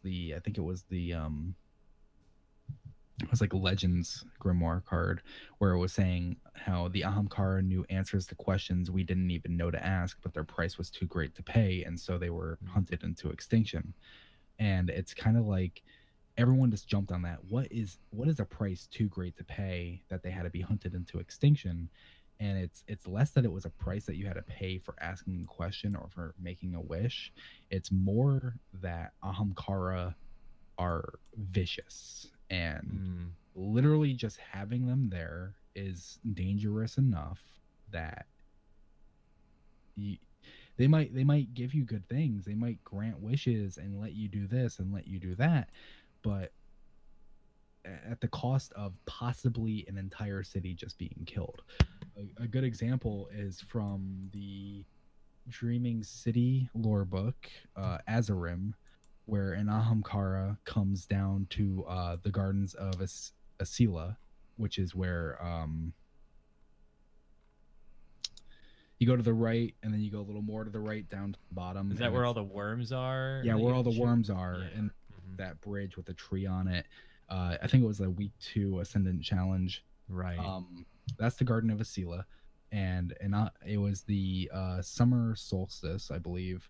And they were having a big party because it was like a holiday for them. And Azarim and Ahamkara comes down, and Asila is like, no, you're not allowed here. Like, you Ahamkara are nothing but like vicious creatures. We don't want you here. And Azarim's like, come on, like I never feasted on you guys. Like, I'm not one of those Ahamkara. I just wanted to come and apologize for the wrongdoings I have done. And Asila's like, fine. It's a holiday. I'll let you stay. And so Azarim starts talking to them about like his history and everything. And night fell on the Dreaming City, and Azarim said to those who knelt enraptured, "Come, let me sing to you of extinction. Let me sing to you of lives lost in beautiful places, O audience mine. Sing with me, sing." He bade them rise and led them singing down and away from the gardens of Sela. He spread his wings and flew out into the empty air. beyond the steep cliffs that bordered the gardens.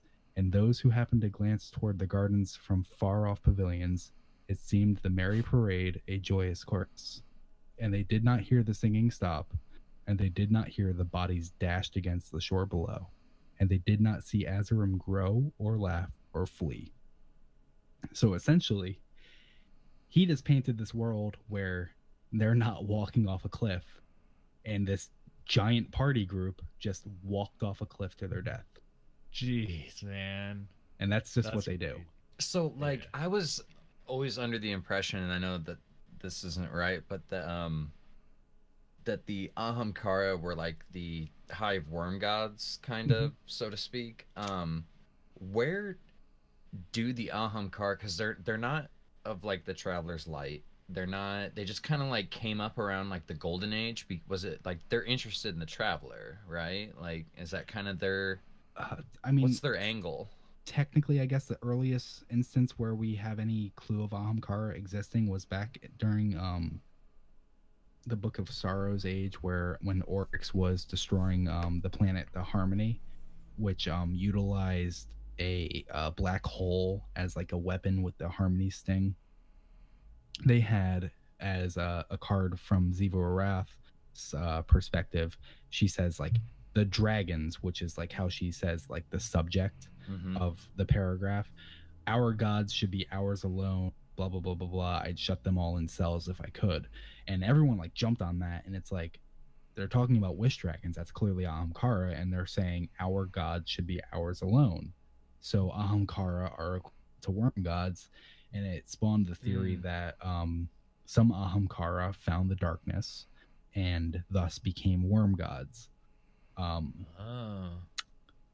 So it's possible, and it kind of goes into things that I shouldn't. Gotcha. Okay, perfect.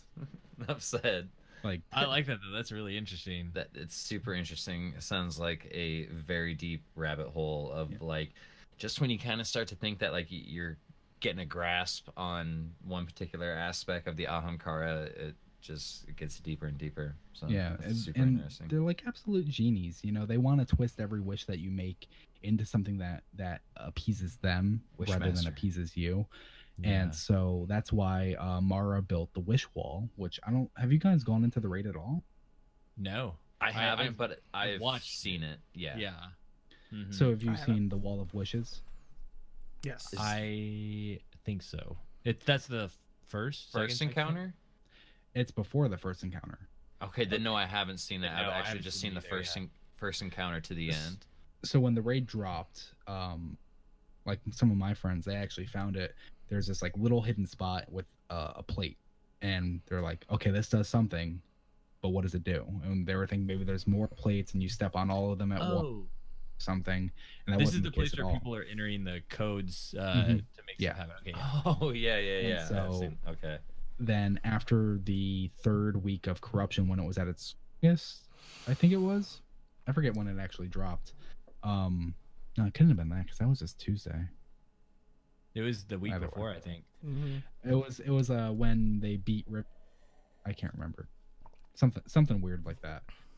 Some significant event happens, and so the Wall of Wishes actually appeared there, and it's this like big like 6x4 or something grid, and Mara actually used that as a kind of a protection for Riven not twisting her wishes.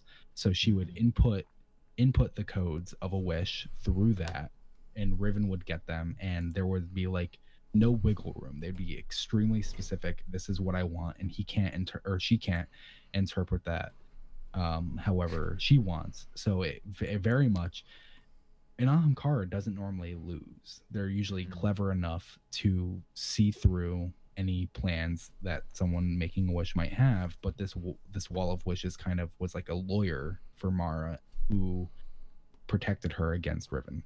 And so now we can actually go to it and we can input wishes to have like Grunt birthday. We can wear crowns. If you do wear the crowns, there is a bug and you might not be able to revive a teammate. So do the crowns, but then like go to orbit and come back because it's gonna mess with you. Oh my gosh. a new one was actually found.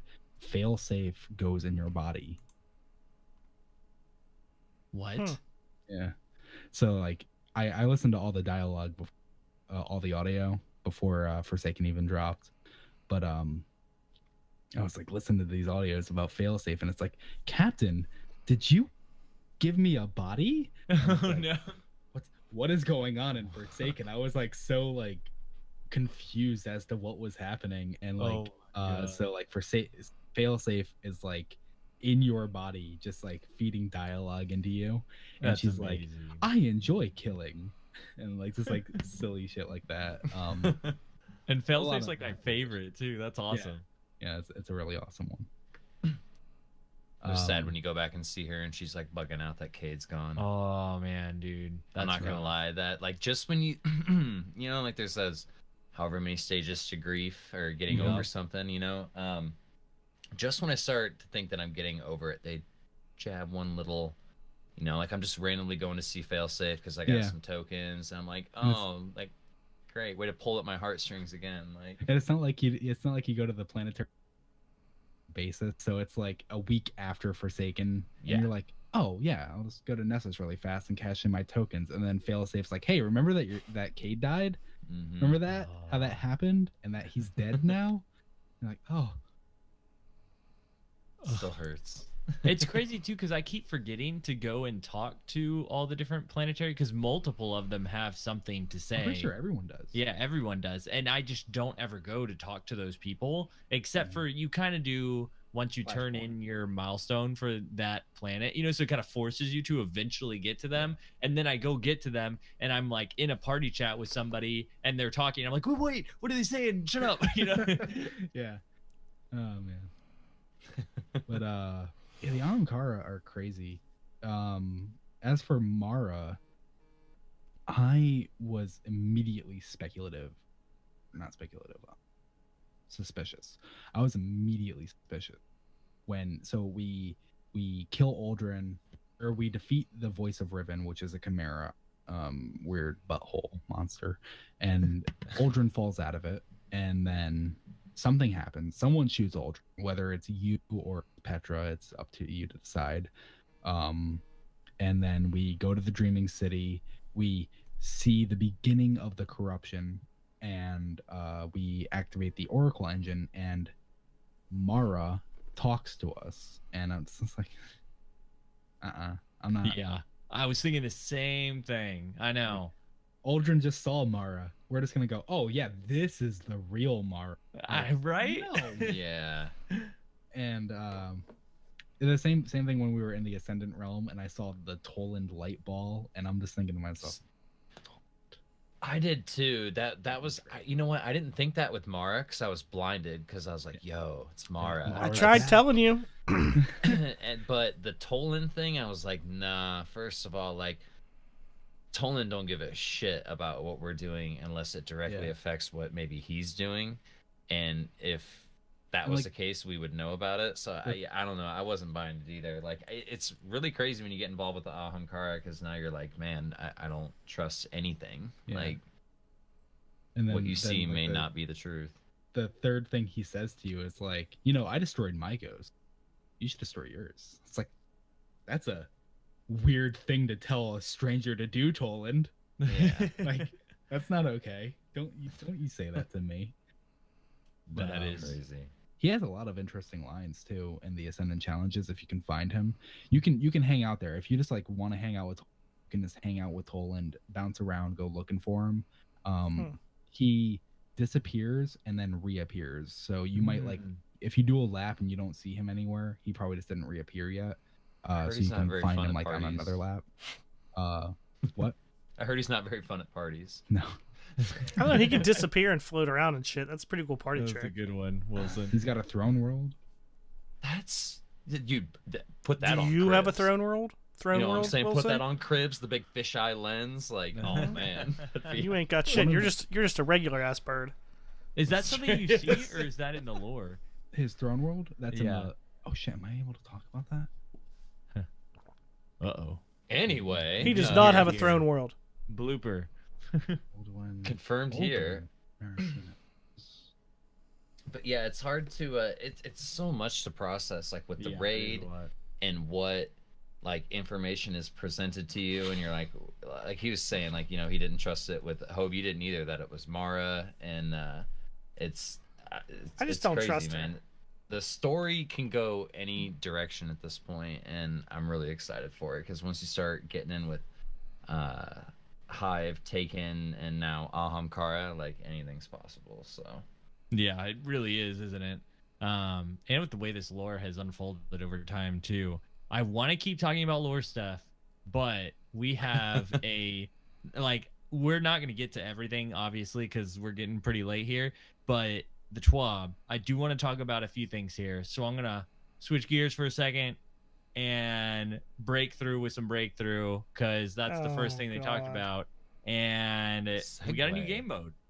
I know Hove got a chance to play it. Wilson, Anon, did you get a chance to play Breakthrough at all? I imagine Anon did not, but yeah, I didn't think so. I was gonna say, if it's not a lore triumph, I'm not there. Exactly. All my time is now in Gambit, trying to get the Malfeasance quest so I can finish off my Gambit book. And get dude, I hear you, man. Same thing. I was trying to get the Malfeasance quest.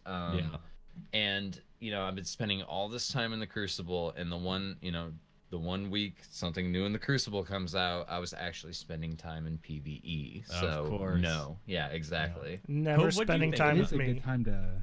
It is a good time to try it out though, because this week it's the special playlist, and next week it's in competitive. Right. Right. Right. So we should try it out now before we get handed it to us when we don't know what's going on.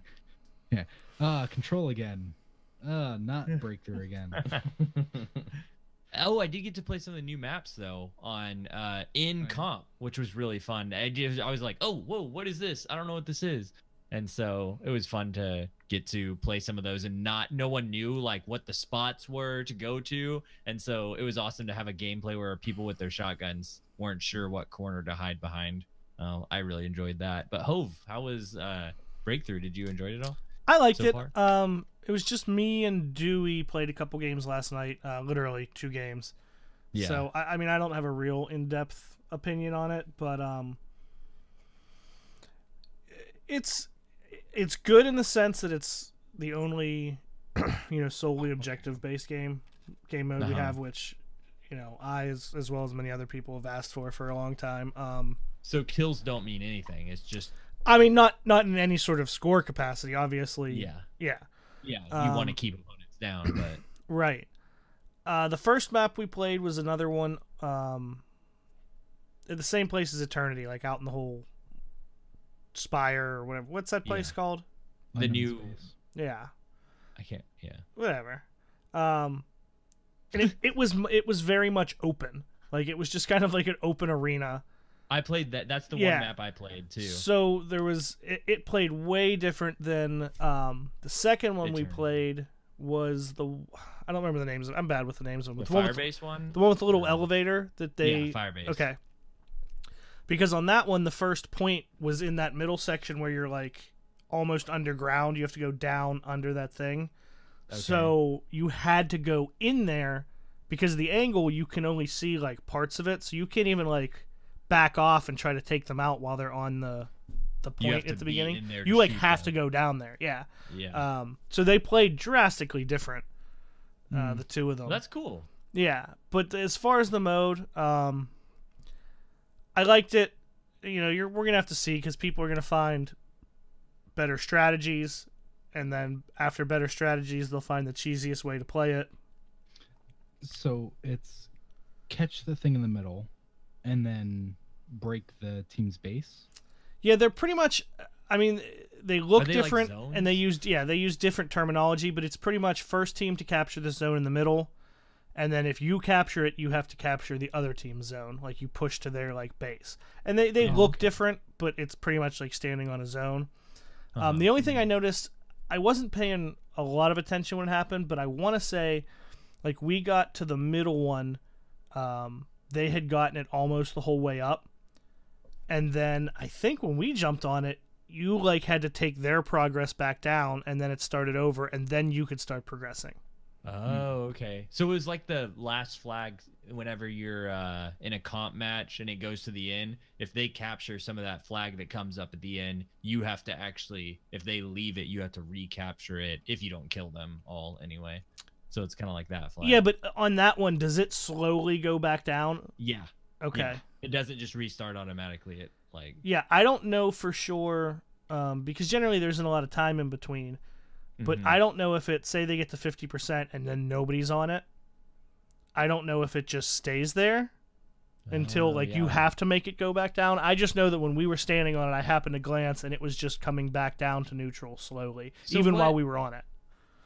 So what happens with, I wonder what happens with the timer. Like if the timer for the game mode goes to 0 and then is it whoever just had the most captured wins or something, maybe? Honestly, I don't know. We had one game that I thought that was going to happen on, and then I don't remember if a team got it. One of the two of us, the teams captured it like immediately at the very end. But then as far as once you were going for their vault, you can still lose. If you capture that first zone and you don't get their zone, their vault, then you lose. So you kind of have to. Do you have a set number of lives, or is it respawn infinitely? It's just respawns. You respawn slower once you're the defending team. I want to say it's like 7 seconds instead of like that 3 or 5. Okay, I was trying to figure out what was the advantage to getting it, and that's what it is. Yeah, because I mean, if they're pushing into your base and you're respawning just as fast as them, that's never gonna go anywhere. Yeah. So I liked it. Did any of you ever play Killzone 3, like back on PlayStation 3? Not the third one. I think I just played the original one too. I played that wasn't the recent one though, right? Not Shadowfall. Yeah, Shadowfall is the only one I played. You're roboting out, for me at least. Me too. He's frozen. Goodbye, Lego.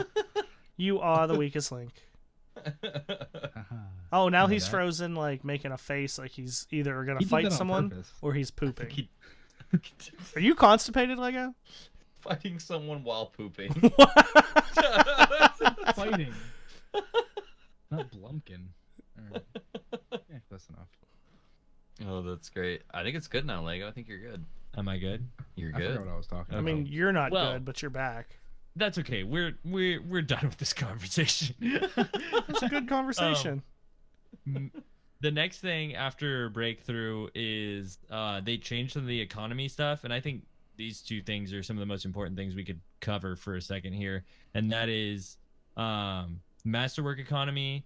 They changed, or they're wanting to change. Nothing's changed yet, but they realize that these things are problems with the community, and they feel like they've made it a misleading name because now you're using Masterwork cores to upgrade weapons, and people are short on them, and so they have planned to change the name eventually and make them come from more reliable sources. So not everyone is, even if you are like in need of Masterwork cores, there are sure ways you can get them, whereas right now there's not really. So that's cool. I'm down with that. I'm not having as big of a problem with it as a lot of people are. I think, like, I looked the other day, I still had 100, but I've been like very like, I'm not touching these, I'm not upgrading anything, and then finally did start upgrading a little bit, but I had gained a little bit of cores too, so it wasn't that big of a deal. I'm not stingy with my Masterwork cores. I tend to make it rain when I go hitting the tower. You know what I mean? The tower pub. Oh, I tend to make it rain Masterwork cores. We do need a reliable resource, or we need it to be toned the fuck down, because I'm very particular in my loadout. I've got all the hand cannon / bow perks that I think I may need and or want.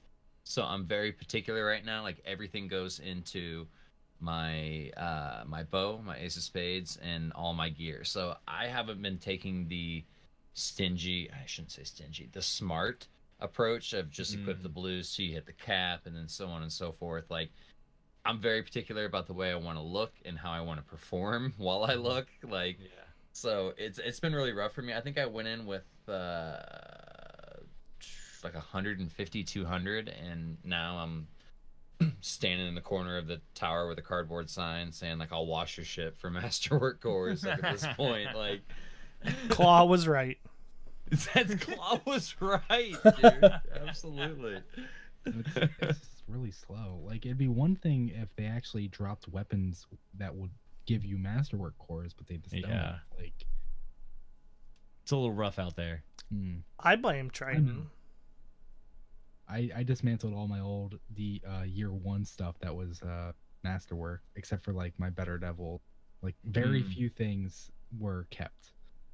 You know, it's interesting that what's not addressed here is the mod stuff and how rare that is, because that is arguably way more rare than the masterwork stuff to me. They turned that up a little bit, didn't they? Did they? Okay, I said they did. I haven't had an issue. I've been deleting tons of gear with mods in them and getting them that way. I've just been deleting one gear, and that's the Braytech Scout Rifle that gives you a mod thing every time you delete it.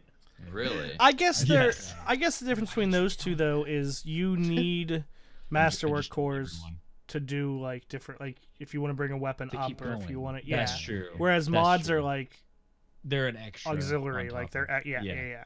What is really lame is that you need to dismantle 10 weapons with mods to buy a mod from Banshee. Like, well, you needed that's not economy. You get whatever mod you dismantle from a weapon. So if you dismantle mods, but I get what you mean. You got to dismantle 10 mods to buy a mod from Banshee. One. However you get those mods in the first. You're right. They should lower the cost down, though. I agree. It should be like 5 or 2. 3 to 5. 3 to 5. Yeah. This is America. Go out and work for your mod components. I did. Taxing, when I was getting most loyal. It may not be America, Hove. We have people listening to this podcast. You're not in America? May I remind you? About to be another tea party up in this bitch if they don't lower those mod prices. Like, you're not gonna make me wear a dress for the tea party again, are you? Yeah, Hove, it's in the contract, all right? The other thing they addressed was exotic drop rates for exotics. And they are super rare right now. And I have gone on Twitter and said how much I like how rare these things are. Because I've gotten Lord of Wolves and that's it. And that was the only thing. And I've had duplicate exotics drop like 1 or 2. Hove, I think me and you had one drop. That one Crucible game we played, like I was like, I can play like one game. We went and played a game of quick play, and we both had a Fighting Lion drop. Was that you? I've never had it. I've never gotten, well, in Forsaken. Okay, I played with somebody, and a Fighting Lion drop for both. You don't play with us anymore. We see you online, and you're always with other people. True. Dude, yesterday I was online doing my PvE thing. I'm not gonna lie, I get on, I check out my friends list, I check out what y'all are up to. I'm keeping tabs on y'all. Lego was straight going in with the same fire team all day in competitive, dude. Yeah. I about texted him and was like, bro, like I'm sure, you know, I'm not like trying to be your wife, your waifu, but like, you come take a break with me if you want. Do you want me to name you? Anytime, Wilson, you let me know. I will come take it. You should have sent me that text. It was 50-5. I was not interrupting you guys slaying. I saw the score. I'll name you somebody who wasn't in that fire team he was in all day. I don't hear your name. I don't know what he's talking about. That motion you're making with your finger right but now. The exotic drop rates though, guys, that for exotics. For exotics, I felt like they were fine, but I'm at the same time, I can see why they're making the change that they want to make here, and the change that they want to make is basically addressing the duplicate drops that people are getting of current exotics they already own. So it's still just as rare to get that exotic drop. It's just more, they want it to be more likely that it will be something you don't have, which I think is fair. Like that. I think that'll keep more people happy, and it'll keep it really rare too. So that's kind of my thoughts. It'll keep it real. Yeah, I got like 5 exotics one day, and not a single one with something. This is the best day ever. Dude, you got 5 in one day in Forsaken? Yeah. Should have bought a lottery ticket, dude. Keeping it real goes wrong. I've got like 2 the entire time I've been playing. It was like Lucky Pants, Ophidius Faith. Oh, actually, no, I got a 6th Coyote. Yeah. Oh, I'm so jealous, dude. That's the double dodge. I want that so bad. Dude, going invisible and then going invisible again. Yeah. That's pretty good. I don't know. It's just not. It's not for me. I got that and Trinity Gold. Those are the 2 I've gotten. I'm just that guy that. That's all I want. I panic reload, and when I think I have an instance to make a play, I use my dodge to reload, even if I only shot like one bullet. So you need that second one. I'm totally, if I do this, I promise it's not on purpose. Maybe it's on purpose, but most of the time it's not. On purpose. I teabag after a lot of kills because I think I still have my dodge to reload.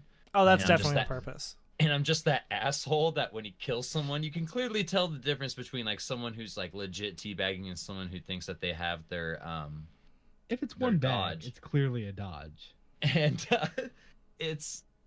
I want a second dodge. I need that charge or whatever. Like I really want that exotic. I'll give you that. No, I mean, Wilson, it's just a part of your nature to be toxic. You just gotta accept. No, it, I mean, man. I get what he's saying. Like there was definitely a guy today that after I killed him, I continuously thought I had my dodge for like 30 seconds straight. I kept thinking it was gonna come up. Was and this your warlock today? Windler, or you were just like so close to it. You were just like really trying to get I just kept thinking it was coming, so I just kept dodging right on top of him. That sounds like a problem. this guy was teabagging Hove, and then Hove popped his super and killed like 4 people. I go, oh, you got that guy, you should teabag all of them. Oh my god, you gotta dodge or bag till you die. That was actually oh no, I guess so you were there for that game, because that was the game that guy was teabagging and I ended up with like 38 kills and like a 6 KD. Fuck that guy.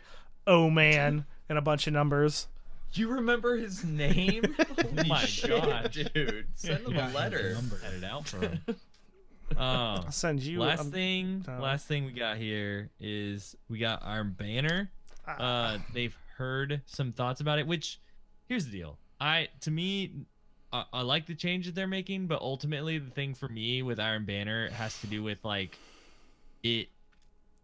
just the nature of it in general with the light level. Like it's just not enjoyable for a Crucible like in-game get your light level thing to reward people doing PvE stuff rather than, you know, PvP. If you got more light from playing comp, you know, and then could go over and do well in Iron Banner, I just can't do that. So it just doesn't make any sense.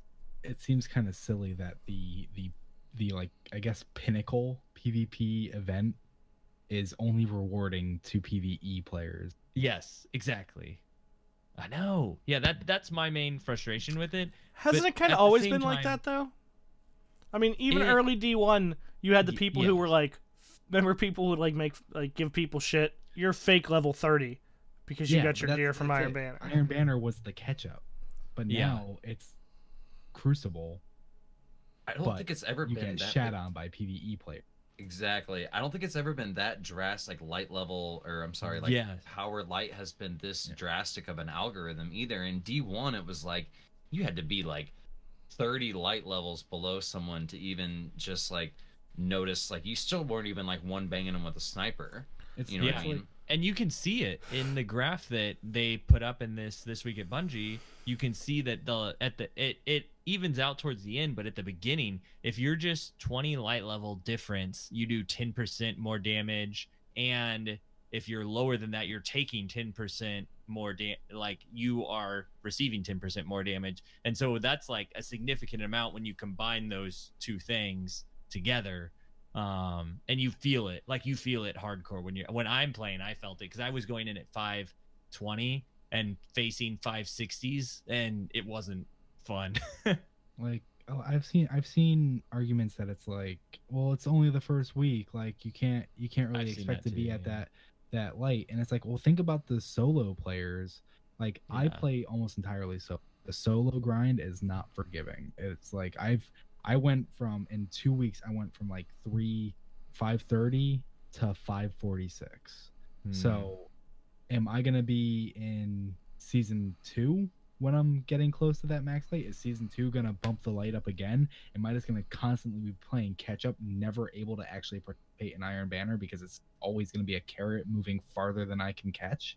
Like, it's just, if they want to make power matter, that's one thing, but they need to find the sweet spot of either level grind or power matter difference. Yeah, I will say I do like the changes that they put for the bounties. Like all the bounties will reward with item. it like powerful engram stuff, which is good. And they made all the bounties easier. which is great because some of them were a pretty big grind compared to PvE powerful engrams you could get. So I played like one game and I was like, okay, can you get the armor, like every armor from the bounties? Not from the bounties, but from you still can do the normal like put in your coins, get the engram. Okay. I saw people with full armor sets, and I was like, isn't that what we said we'd? Yeah, I know. You can get it really because I got all mine almost instantly. Like it was really easy to get the whole armor set. The thing is that the weapons aren't as good, I think, as a lot of the other weapons in the game right now. Like maybe the pulse rifle, you could get a good roll on that. Yeah, but that was what made Rise of Iron Banner so great. It's see that clever dragon? That's like the best clever dragon you ever get. You need that clever dragon. And now it's just like, did you see this red thing? Do you want it?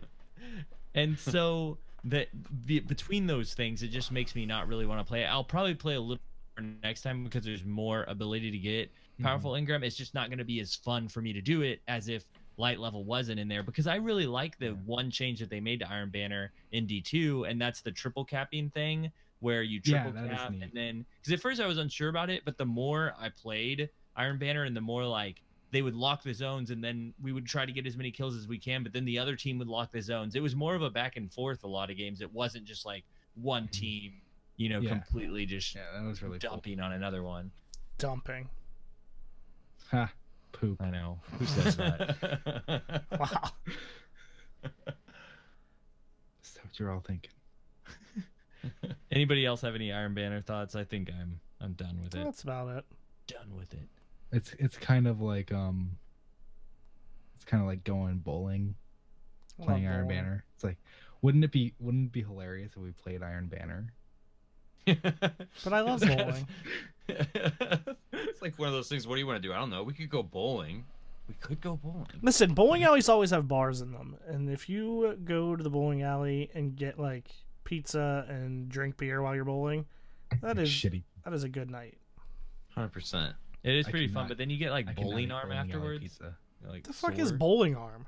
You don't get bowling arm like after? No, because he throws granny style. Hey, you listen here. It's the powerful. I used to be in a league, Wilson. All right. Hey, same here. See, smart people. I need like a bowling guardian, arm, like a guardian tag that is bowling arm. Best Saturdays ever. That's what happens with people. Lego. People that have no muscle and can't hold up a bowling ball, they get bowling arm. That's true.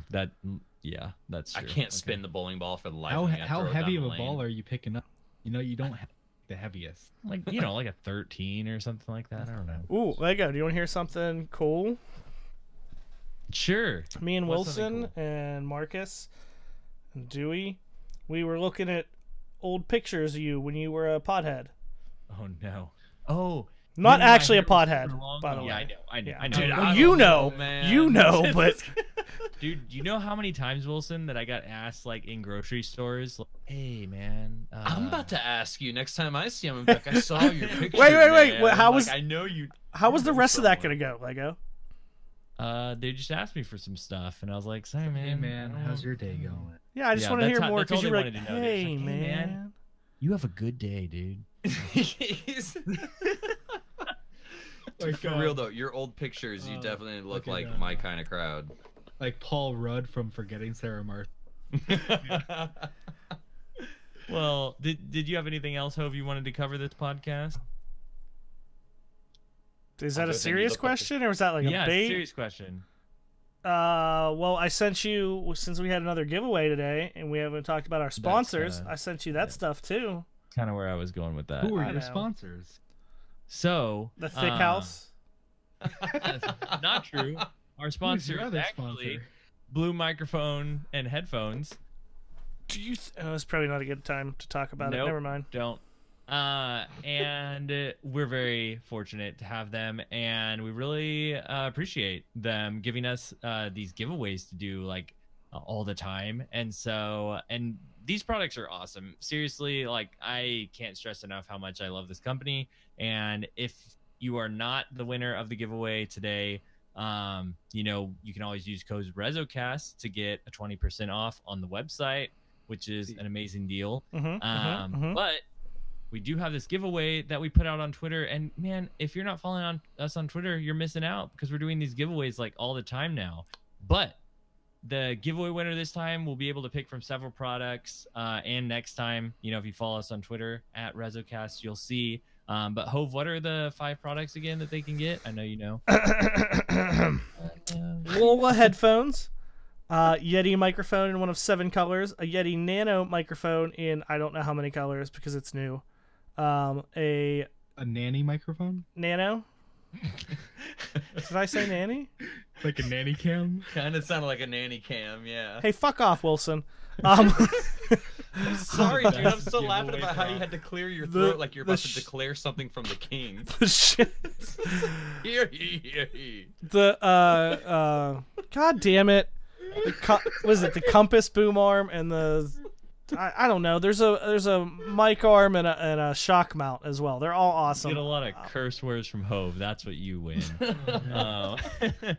Okay, we should raffle off a date with Lego one time.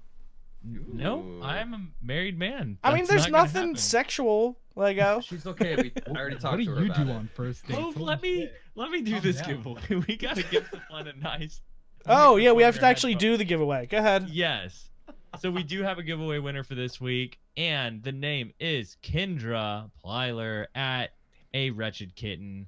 You have won blue microphone, headphone. Thank you so much for entering, and we will be getting in contact with you or DM us. We'll DM you. We'll figure it out. I'll have my If you people talk to your people. I'll Wilson, have- yeah, get a hold of exactly. her.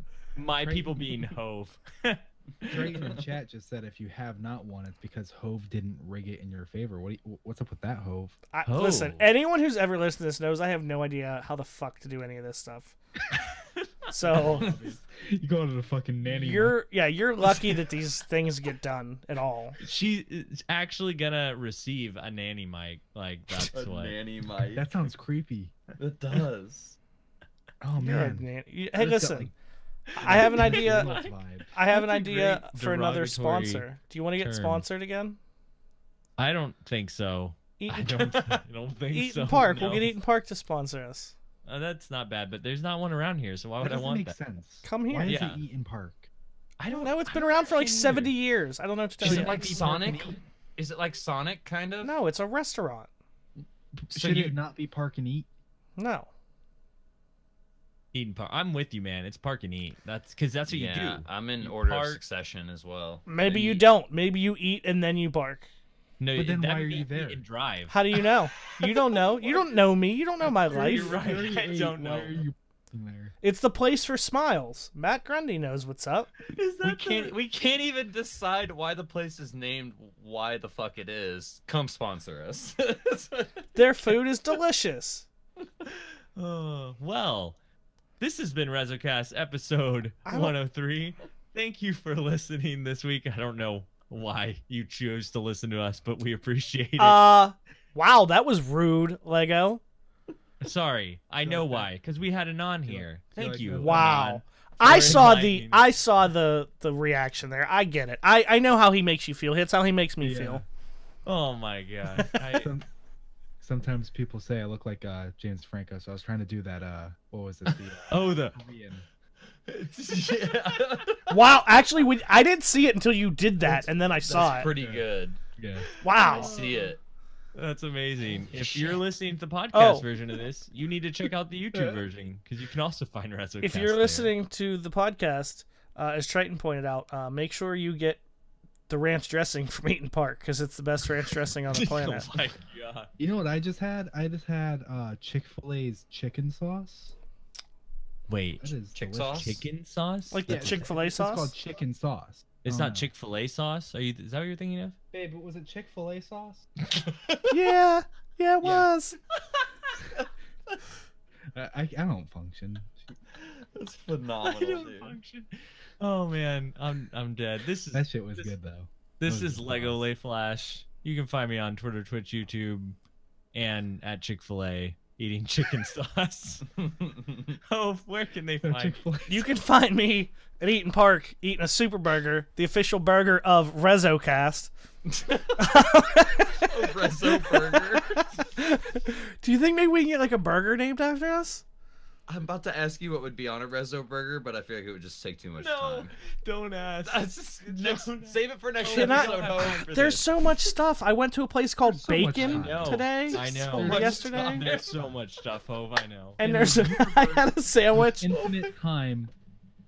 I forget how that quote goes. But I had a sandwich called a Nutty Piggy, and it had peanut butter and bacon on it. That sounds disgusting. It's amazing. I take offense to that. I guarantee you would love The it. pig disagrees.